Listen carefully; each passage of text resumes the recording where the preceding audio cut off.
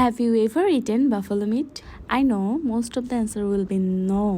আমি এটা সেকেন্ডবারের মতো ট্রাই করছি, বাট এটা ছিল আমার ফার্স্ট টাইম মহিষের মাংস রান্না করা। কোনো ঝামেলা ছাড়াই ঝটপট যেগুলো একদমই না দিলে না সেগুলো দিয়ে আমার এই মাংসটা রান্না করা।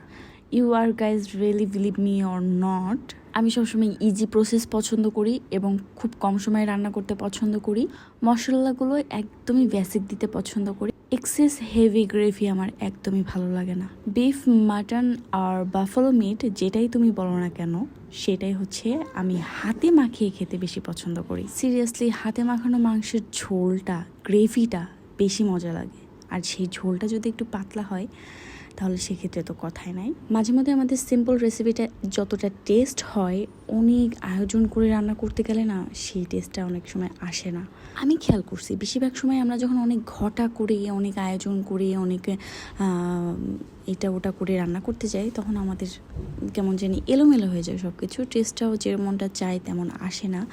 তো এই জন্য আমি সবসময় এই প্রিপারেশন ছাড়া রান্না করতে পছন্দ করি। হুটহাট ভাববো, হুটহাট প্ল্যানিং করব আর ছটপট রান্না করে ফেলবো। এই রান্নাটা আমার কাছে বেশি মজা লাগে। মহিষের মাংসটা রান্না করতে যেয়ে আমি তেমন আলাদা কিছুই করি নাই।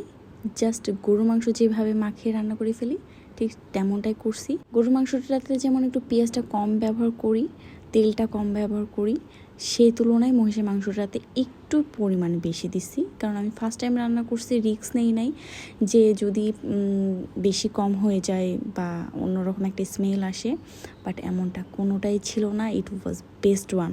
এই রান্নাটা খাওয়ার পরে আমার মনে হয়েছে, এর আগেও আমি যখন খাইছি তখনও আমার ভালো লাগছে। এই রান্নাটা খাওয়ার পরেও আমার মনে হয়েছে যে গরু মাংস কেনার চেয়ে যদি মহিষের মাংস কিনে মাঝে মধ্যে খেতে পারতাম, বাট ওইভাবে হয়তো আমাদের মার্কেটে বাজারে সেল করে না। C the final look was so perfect. আমি মহিষের মাংসের ফ্যান হয়ে গেছি।